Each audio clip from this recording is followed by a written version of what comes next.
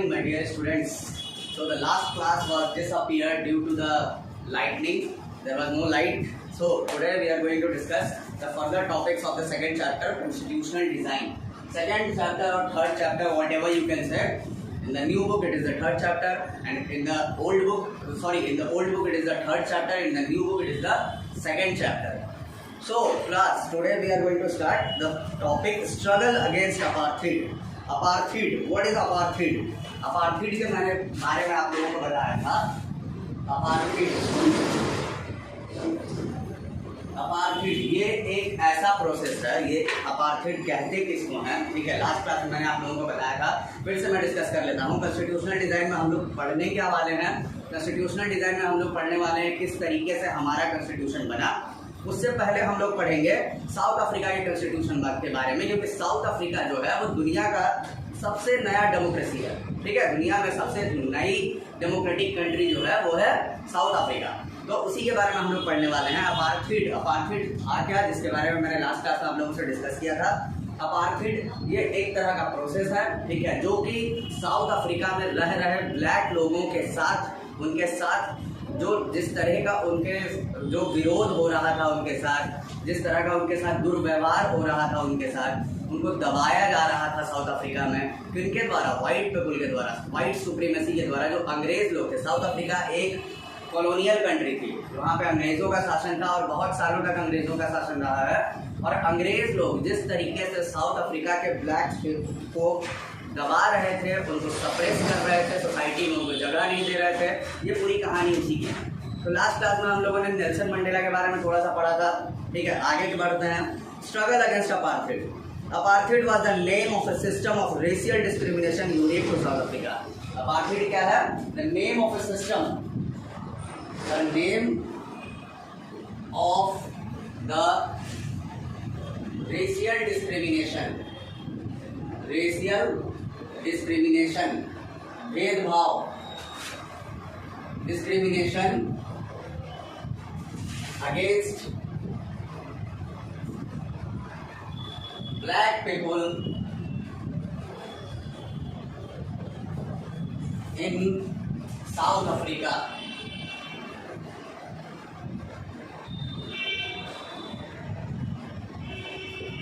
Apartheid वो system था, वो जो नाम दिया गया था अपार्थीड, वो डिस्क्रिमिनेशन को, जो रेशियल डिस्क्रिमिनेशन, रंग के आधार पे जो डिस्क्रिमिनेशन होता है, जो भेदभाव होता है, उसको रेशियल डिस्क्रिमिनेशन कहा जाता है against black people in south Africa. South Africa में जो हो रहा था.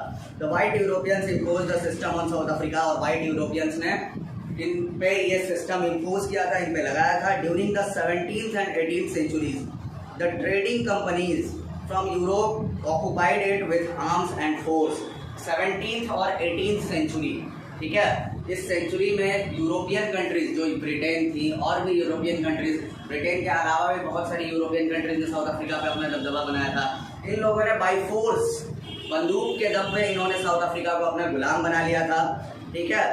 ट्रेडिंग, व्यापार करने के लिए ये लोग आए थे वहाँ पे साउथ अफ्रीका में, जैसे ब्रिटिश इंडिया में आई थी व्यापार करने के लिए. और व्यापार के नाम पे इन्होंने इंडिया के लोगों को जिस तरीके से अपना गुलाम बनाया था, ये वही सिस्टम है, ठीक है. Excuse me 1 minute please.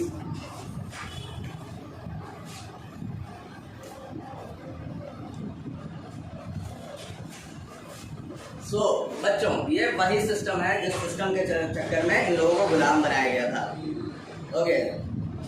In the way they occupied India, but unlike India, a large number of whites are settled in South Africa. लेकिन इंडिया में उन लोगों ने सेटलमेंट के मकसद से कभी इंडिया में यूरोपियन कंट्रीज नहीं आई थी. वो लोग सिर्फ व्यापार और गुलाम बनाने के मकसद से आई थी. लेकिन साउथ अफ्रीका में यूरोपियन सेटलमेंट के मकसद से वहाँ पे पहुंची थी, वहाँ पे रहने के लिए, ठीक है. ऐसा नहीं है कि उन लोगों को सिर्फ गुलाम बनाने से मतलब था. वो लोग वहाँ आए थे सेटलमेंट के मकसद से, रहने के लिए, ठीक. And became the local rulers. और वहाँ पे रह के वो लोकल रूलर्स बन गए, ठीक है. सीधी सी बात है भाई कि इंडिया में जिस तरह का सिस्टम था, उन्होंने वो साउथ अफ्रीका में नहीं अपनाया. वहाँ पे वो रह के वहाँ के लोगों के साथ मिल गए और वहीं पे जाके वो लोग बस गए, ठीक है. So the system of public toilets were all separate from the whites and blacks. Public toilet का जो सिस्टम था, वहाँ पे जो टॉयलेट्स वगैरह, पब्लिक टॉयलेट, सरकारी टॉयलेट्स वगैरह जो भी थी वो वाइट्स लोगों के लिए अलग थी और ब्लैक्स लोगों के लिए अलग थी, बिल्कुल सेपरेट था। दिस वॉज कॉल्ड सेग्रीगेशन, और इसी को कहा जाता है सेग्रीगेशन। सेग्रीगेशन एक ऐसा टर्म है जिसमें आप व्हाइट्स और ब्लैक्स के लिए अलग अलग चीजें प्रोवाइड करते हैं, मतलब दो तरह की कम्युनिटी के लिए अगर आप अलग अलग चीजें। सेग्रीगेशन का मतलब बेसिकली होता है कि आप बंटवारा कर दें, ठीक है, दो तरह का इंसान के बीच में अगर आप किसी चीज का बंटवारा कर देते हैं तो उसको सेग्रीगेशन कहा जाता है, जैसे कि टॉयलेट्स पे यहाँ पे हुआ था। They could not even visit the churches where the whites worshipped. Blacks could not form associations or protest against the terrible treatment. ठीक है, उन चर्चेस में, जिन चर्चेस में व्हाइट्स लोग जाया करते थे, उनको किसी भी तरह का ब्लैक्स लोगों को जाना अलाउ नहीं था। चर्चेस में भी लोगों का सीमा बनाया हुआ था कि सर्टेन चर्चेस हैं जहाँ पे सिर्फ व्हाइट्स लोग जाएंगे और सर्टेन चर्चेस हैं जहाँ पे सिर्फ ब्लैक्स लोग जाएंगे। एक और चीज़ था, इन ब्लैक्स लोगों को विरोध करने के लिए किसी भी तरह का कोई एसोसिएशन, अगर आपके साथ अगर दुर्व्यवहार हो रहा है और अगर आप दुर्व्यवहार के खिलाफ आवाज भी नहीं उठा सकते हैं, that is a worst thing to do. यही हुआ था वहाँ पे, ऐसा ही कुछ वहाँ पे हुआ था, वो लोग आवाज भी नहीं उठा सकते थे। ये एक तरह का ये टेरिबल सिचुएशन मतलब कह लो कि तुम एकदम खतरनाक सिचुएशन हो चुका था पूरा साउथ अफ्रीका के अंदर। Since 1950 the blacks, The colored and Indians fought against the apartheid system. 1950 के बाद से स्ट्रगल शुरू हुआ। 17th-18th सेंचुरी में इन लोगों को गुलाम बनाया गया, इतने सालों तक इन लोगों ने बर्दाश्त किया। 1950 से ब्लैक्स और कुछ और स्किन के कलर लोग, जैसे दूसरे कंट्रीज के कलर्ड स्किन के लोग, ठीक है, और इंडियंस बहुत सारे साउथ अफ्रीका में जाके बसे थे 19th और 20th सेंचुरी में।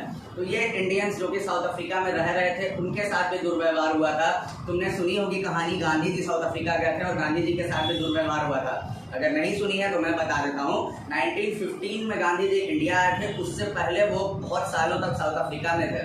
साउथ अफ्रीका में गांधी जी किसी केस की प्रैक्टिस के लिए साउथ अफ्रीका गए थे। वो ट्रेन से फर्स्ट क्लास में बैठ के ट्रैवल कर रहे थे, तब उनको किसी यूरोपियन ने फर्स्ट क्लास से निकाल के बाहर फेंक दिया था। इस तरह का सिस्टम साउथ अफ्रीका में बहुत ही कॉमन था और इंडियंस इसके खिलाफ खड़ा होकर बहुत आवाज उठा रहे थे। धीरे धीरे 1950 से ये सिस्टम शुरू हुआ। Mostly they launch protest marches and strikes. The African National Congress was the umbrella organisation that led the struggle against the policies of segregation. उन्होंने धीरे धीरे मार्चेस वगैरह, स्ट्राइक्स वगैरह करना शुरू किए, ठीक है। अफ्रीकन नेशनल कांग्रेस, जहाँ जैसे यहाँ पे इंडियन नेशनल कांग्रेस था जो कि इंडिपेंडेंस के लिए लड़ाई लड़ रहा था, वैसे ही साउथ अफ्रीका में अफ्रीकन नेशनल कांग्रेस एक पार्टी बनी थी। और जो ये एक तरह का एक छत्र छाया थी, ये पार्टी एक अम्ब्रेला एकेडमी के रूप में काम कर रही थी, जो कि लोगों को ये स्ट्रगल के लिए प्रोत्साहित कर रही थी, ठीक है, और जो इस सेग्रीगेशन के खिलाफ लड़ रही थी। This included many workers union, the communist party.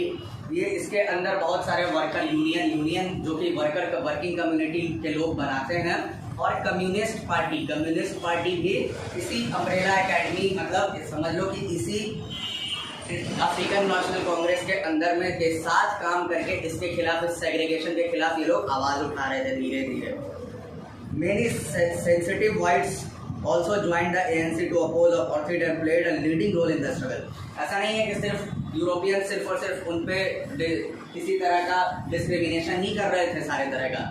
बहुत सारे ऐसे यूरोपियंस थे जो सेंसिटिव थे। सेंसिटिव का मतलब होता है उनको समझ में आ रहा था, जिनको सही गलत समझ में आता है उनको सेंसिटिव कहा जाता है। जो जिनको एहसास होता है, ठीक है, सेंस, जो एहसास कर सके किसी की गलतियों को, ठीक है, और किसी के साथ हो रहे दुर्व्यवहार को, तो उन वैसे यूरोपियंस भी अफ्रीकन नेशनल कांग्रेस ज्वाइन किया था उन्होंने, ताकि इनको सपोर्ट कर सके। ये मुद्दा बहुत बड़ा था।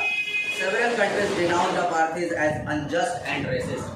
दुनिया में बहुत सारे कंट्रीज, 1950 के बाद की बात कर रहे हैं हम लोग, 1950 के बाद दुनिया में लगभग हर कंट्री जो था वो रेशियल डिस्क्रिमिनेशन को खत्म कर चुका था, ठीक है, यूएनओ बन चुका था। मोस्ट ऑफ द कंट्रीज, दुनिया में मोस्ट ऑफ द कंट्रीज में डेमोक्रेसी आ चुका था, लेकिन साउथ अफ्रीका का इतना बुरा हाल था। तो बहुत सारे कंट्रीज ने यूएनओ बनने के बाद ये जो रेशियल डिस्क्रिमिनेशन साउथ अफ्रीका में हो रहा था, इसको बहुत हद तक अपोज किया उन्होंने। उनका कहना ये था कि ये गलत है, जब दुनिया के बाकी सारे देशों में ये खत्म हो चुका है तो ये साउथ अफ्रीका में क्यों चल रहा है, ठीक है।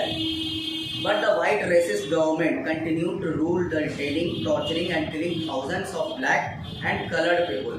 लेकिन जो white government थी वहाँ पे उन्होंने किसी भी तरह की कोई बात नहीं सुनी और वो लगातार जो डिस्क्रिमिनेशन, टॉर्चर और किलिंग, बहुत सारे लोगों को उन्होंने मरवा भी दिया। इस तरह की गवर्नमेंट जो है वो अपनी हरकतें नहीं कर रही थी बंद। Towards a new constitution. The next topic is towards a new constitution. ये सिचुएशन था पूरा का पूरा साउथ अफ्रीका के अंदर, ठीक है। अब कैसे ये लोग कॉन्स्टिट्यूशन की तरफ बढ़े, कैसे ये लोग संविधान की तरफ बढ़े, ठीक है। As protests and struggles against apartheid has increased, the government realized that they could no longer keep the blacks under their rule through repression. जैसे जैसे लोगों का जो स्ट्रगल था, जो संघर्ष था वो बढ़ने लगा, गवर्नमेंट जो वाइट यूरोपियन गवर्नमेंट थी वहाँ पे उसको एक चीज़ समझ में आ गई कि अब हम लोग इस तरह का जो दबाना, जो रिप्रेशन, जो दबा के हम लोग सरकार चला रहे हैं वो आने वाले समय में नहीं चलने वाला है। किसी भी जगह पे अगर गवर्नमेंट को ये चीज़ समझ में आ जाती है तो वो डर जाती है। ऐसा ही कुछ हुआ, वो डर गई, ठीक है। उसको एक चीज़ समझ में आ गया। The white regime change it's policies. उसके बाद उन्होंने अपनी पॉलिसीज बदलनी शुरू की। जिस तरह का वो डिस्क्रिमिनेशन और जिस तरह का रिप्रेशन, दबा के रूल करना, जिस तरह का वो चल रहा था, इसके बाद से उन्होंने अपनी पॉलिसीज बदलनी शुरू की। Discriminatory laws were repealed, ban on political parties and restrictions on the media were lifted, ठीक है। जो कानून, जो डिस्क्रिमिनेटरी कानून थे, मतलब भेदभाव वाले जितने भी कानून थे उनको खत्म कर दिया गया, ठीक है। पॉलिटिकल पार्टीज पे लास्ट क्लास में मैंने बताया होगा, मतलब इससे पहले वाले जो वीडियो है उसमें मैंने आपको बताया था कि पॉलिटिकल पार्टीज पे बैन लगा हुआ था। तो जो बैन लगा हुआ था उसको उन्होंने हटा लिया और मीडिया पे जो रेस्ट्रिक्शन लगा हुआ था उस मीडिया के रेस्ट्रिक्शन को उन्होंने खत्म कर दिया, ठीक है। After 28 years of imprisonment, Nelson Mandela walked out of jail as a free man. और 28 साल, जैसा कि मैंने बताया था कि नेल्सन मंडेला 28 साल तक जेल में रहे। 28 साल तक जेल में रहने के बाद नेल्सन मंडेला को जेल से छोड़ दिया गया। एज अ फ्री मैन के रूप में बाहर, वो आज़ाद इंसान के रूप में बाहर आए। Finally at the midnight of 26 April 1994 the new national flag of the republic of South Africa was unfurled, making the newly born democracy in the world, ठीक है। फाइनली 26 अप्रैल 1994 को South Africa got independence. South Africa became democratic.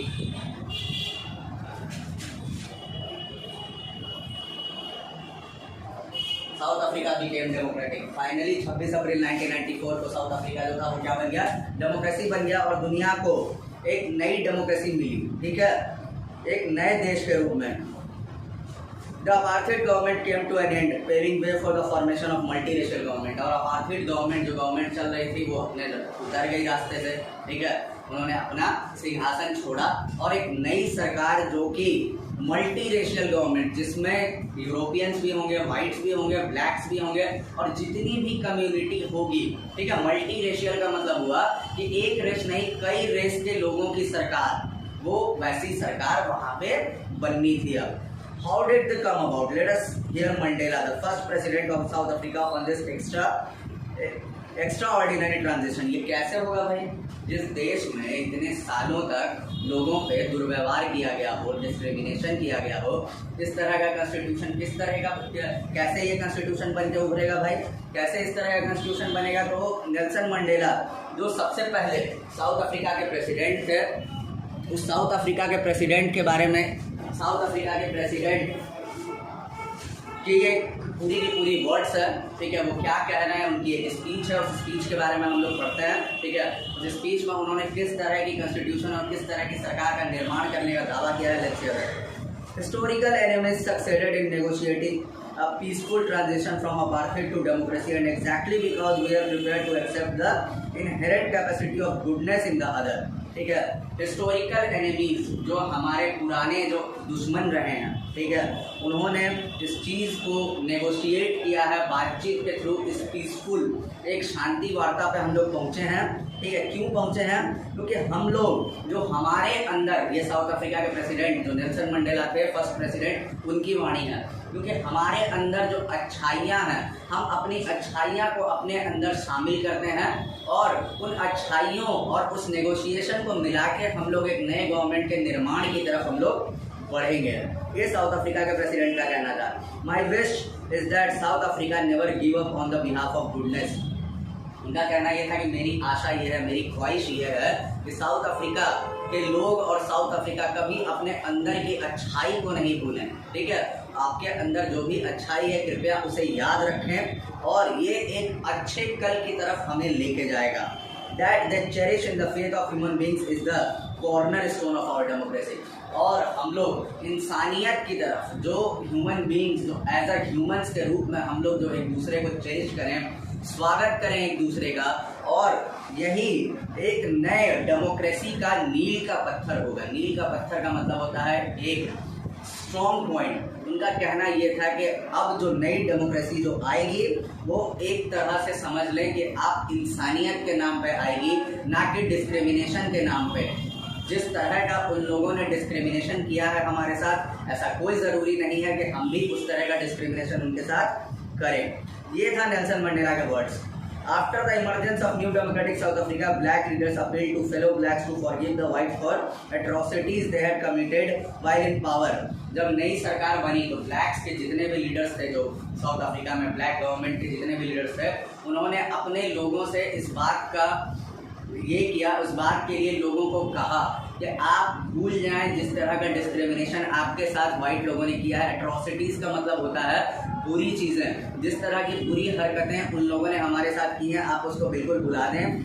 They said, let us build a new South Africa based on equality of all races, men and women, on democracy values। और हम एक ऐसे south Africa का निर्माण करें, ये black government के लोगों ने, लीडर्स ने कहा, हम एक ऐसे साउथ अफ्रीका का निर्माण करें जिसमें ब्लैक्स हो, वाइट्स हो, मेन हो, वुमेन हो, हर किसी को इक्वालिटी मिले on the basis of democracy, on the basis of constitution. ठीक है, ये उनका कहना था।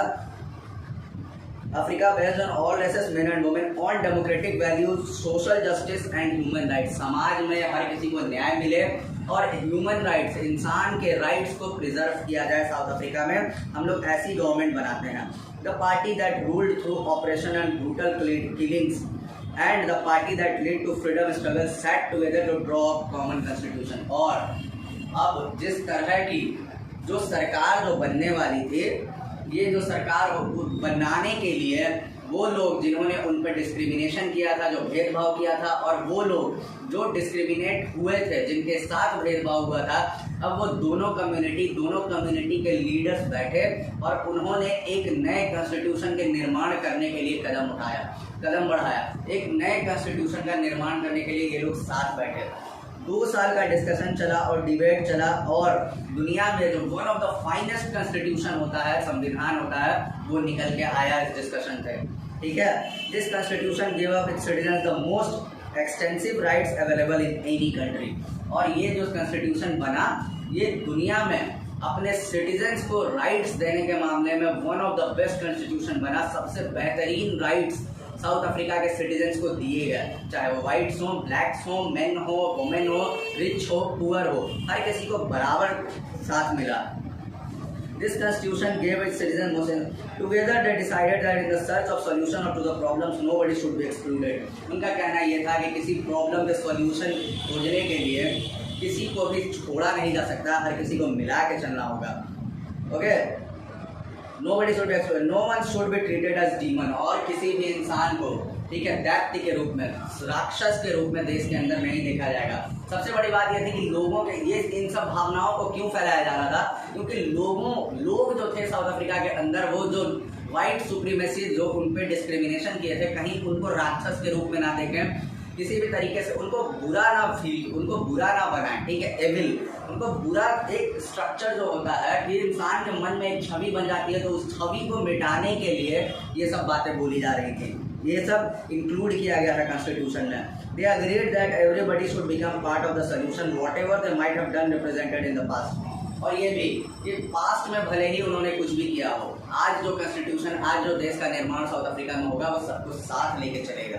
The preamble of the south African constitution slums of the spirit. और जो प्रियम्बल का मतलब होता है कॉन्स्टिट्यूशन के स्टार्टिंग में जो लिखी जाती है, जैसे हमारे कॉन्स्टिट्यूशन के स्टार्टिंग में लिखी गई है कॉन्स्टिट्यूशन की किताब में, we the people of India वगैरह वगैरह, तुम देखे होगे।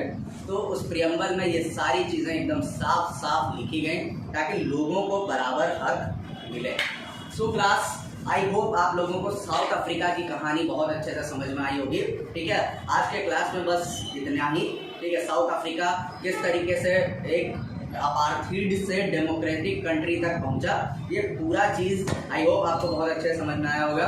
नेक्स्ट क्लास में हम लोग इसके आगे के टॉपिक्स पढ़ेंगे, किस तरीके से साउथ अफ्रीका से Indian government, south African government से इंडियन गवर्नमेंट, साउथ अफ्रीका ने किस तरीके से इंडियन गवर्नमेंट का और दुनिया के सारे गवर्नमेंट का एग्जाम्पल लेके अपने कॉन्स्टिट्यूशन बनाया। और नेक्स्ट क्लासेस में हम लोग पढ़ेंगे कि इंडिया की गवर्नमेंट ने किस तरह से अपने कॉन्स्टिट्यूशन का निर्माण किया था। ठीक है, so I hope you are doing very well. Let's continue that topic, further topics in the next class. Thank you so much, good luck.